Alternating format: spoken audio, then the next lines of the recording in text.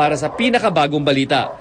Kinumpirma raw ni Luel na bagamat natigil na paghukay ng UN peacekeeper at rescuer sa mall, ipinagpapatuloy raw ang search operations ng mga kaanak at mga volunteer. Pero naniniwala akong buhay kasi hindi naman ako nakakaramdam ng siya ay patay na.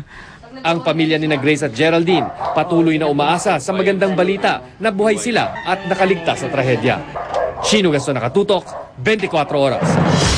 Hindi pa nakakabangon mula sa pinsala ng malakas na lindol, ginimbal ng panibagong aftershock ang Haiti. Balot tuloy ng takot ang mga taga roon, lalo pat kulang na ang mga gamot at iba pang medical supplies. Nakatutok si Mari Zumali. Malakas na aftershock ang gumising sa mga taga Haiti 8 araw matapos tumama ang magnitude 7 earthquake. Sa ilang segundong pagyanig na nariwa ang pangamba at takot. Sa kuha namang ito noong January 12, makikitang nagpanik ang mga tao, kanya-kanyang karipas palabas ng bakery. Mas humirap ngayon ang rescue operations dahil sa panibagong aftershock, pero hindi sumusuko ang mga rescuer. Tuloy rin ang relief operations. Sa pagtaya ng Associated Press, halos $1 bilyong na ang international aid pledges sa Haiti. Ang hamon ngayon ay kung paano ito agad na maihahatid sa mga apektado. Sa iba pang bahagi ng Haiti, pilit pinagkakasya ng mga doktor ang mga gamot at iba pang medical supplies. Pinangangambahan na ang outbreak ng diarrhea, sepsis at iba pang sakit dahil sa kakulangan ng medical supplies.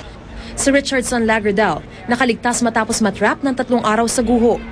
We're trying to make a decision whether we keep someone alive or not. And some doctors here say, well, we just have to let them go.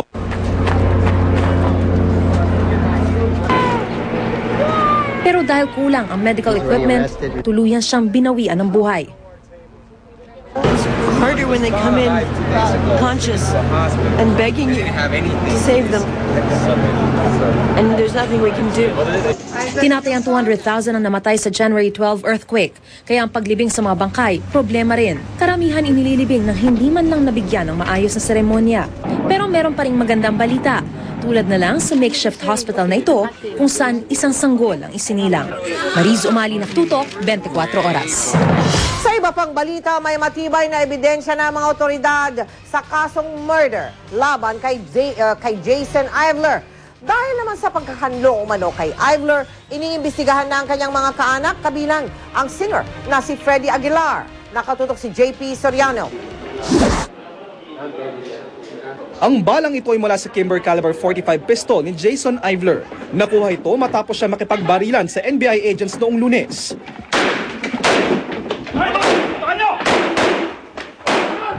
Agad ipinasuri ng NBI ang bala at ikinumpara sa 2 bala ng 45 baril na nakuha sa loob ng sasakyan at sa katawan ni Renato Victor Ebarle Jr., ang umano'y biktima ni Ivler noong November 2009. Sa bullet comparison microscope na ito, ginawa ang comparison test at tinignan ang individual characteristic marking. Dito nakita na positibong iisang baril galing ang 3 bala. Yung individual characteristic markings na sinasabi namin, yun yung mga fine lines or microscopic lines na nakikita lamang under bullet comparison, same na lumabas dun sa mga na-recover na bullet at sa mga bala na tinest dun sa baril ni Ivler. Para sa NBI, ito na ang pinakamatibay na ebidensya na nagsasabing si Ivler nga ang bumaril at nakapatay kay Ebarle Jr. These are our scientific findings and we believe that beyond doubt we have already more than sufficient evidence to secure the conviction of Ivler. Hawak din ng NBI ang M16 rifle na nakuha kay Ivler noong Lunes at ang 64 na pirasong bala nito. Nakasulat sa M16 rifle ang pangalang Ivler. Ayon sa NBI, hindi lang si Ivler ang dapat managot sa batas, kundi pati ang mga nagkanlong sa kanya habang siya'y nagtatago. Kabilang sa mga iniimbestigahan ang inang si Marlene Aguilar Pollard, ang British stepfather na si Stephen Pollard, at ang tiyuhing si Freddie Aguilar. I am available to any time to meet with the authorities on any issue, relating to these incidents. Ilang beses na naming kinontak si Freddie Aguilar pero hindi pa raw siya handang magsalita. Ayon sa NBI, kakasuhan din sa Ivler dahil sa pagkasugat ng 2 NBI agents. With what happened doon sa pag-aresto sa kanya ay madadagdagan ito ng direct assault at kasama pang frustrated at attempted murder. Sasailalim naman sa refresher course ang may 37 pulis ng QCPD dahil bigo silang mahuli si Ivler. Tila hindi pa raw sapat ang kaalaman nila sa field surveillance at tracking skills. JP Soriano, Nakatuto, 24 Oras. Wala raw dapat ihingi ng sorry si Marlene Aguilar sa mga pamilyang naagrabyado ng anak niyang si Jason Ivler. Sinabi ito ni Marlene kanina matapos makausap si Jason sa Quirino Memorial Medical Center. Unang pagkakataon nilang magkausap mula nang mahuli si Jason. Nakatutok doon live si Joseph Morong. Joseph! Yes, Mel, tama ka. Nakausap na nga ni Marlene Aguilar Pollard ang kanyang anak na si Jason Ivler dito sa ICU ng Quirino Memorial Medical Center. Kalmado nakikipag-usap si Jason sa inang si Marlene sa ICU ng QMMC. Cellphone video ito nakuha ng kaanak ni Ivler na ipinahiram sa media. Ngayon lamang pinayagan ng NBI si Marlene na makausap ang anak. Kwento ni Marlene, sabi raw ni Jason, na makipagbakbakan siya sa NBI agent sa bahay nila sa Blue Ridge noong Lunes, wala raw siyang balak na pumatay. Kaya nga raw sa halip na magpaulan ng bala, pumili ng pwesto si Jason. Ang gusto nga raw ni Jason, siya na lamang ang patayin ng NBI. He said, "Mom, I did not want to kill any of them. I wanted them to kill me." He surrendered himself because I could have been shot, others could have been shot. The best way was for him to surrender himself to the guns. Hihingi ng tulong ang pamilya Aguilar sa Commission on Human Rights para imbestigahan ang umano'y pagmamaltrato ng NBI sa kanyang anak nang umano'y sipain at ibalibag pagkatapos ng engkwentro. Sabi ni Marlene, wala siyang pinagsisisihan sa insidente. Wala rin daw siyang dapat ihingi ng paumanhin sa pamilya Ponce at Ebarle. I don't believe I have any apologies to make. We do not decide who lives or dies. You know, that is the choice of heaven. Sa pinakahuling medical bulletin ng ospital, gumagana na raw ang inoperahang bituka ni Ivler. Sinisimulan na rin siyang pakainin ng liquid food at sa mga susunod na araw, pwede na siya sa solid food. Nagka-impeksyon ang pinagduktong na bituka pero naayos na raw ito. Sa loob daw ng 1 linggo, pwede nang lumabas ng ospital si Ivler. Pwede na nga raw siyang ilipat sa regular na kwarto mula sa ICU pero kailangan pa ang plansyahin ng seguridad para rito. We should be able to feed him regularly, yung regular diet ay Saturday or Sunday, no? Ganun ka, ano?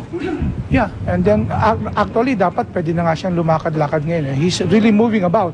We've asked him to sit down, sit up, nakakaupo na siya. Nitong hapon ay may bumisita naman na 2 staff ng US Embassy. Kinausap nito si Ivler at ang mga doktor nito at tinanong sila sa kondisyon ni Jason. Mel? Maraming salamat sa iyo, Joseph Morong.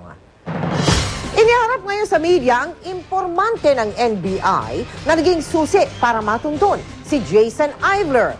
Binigyan na siya ng ₱250,000 bilang pabuya. Nakatutok si Mari Zumali.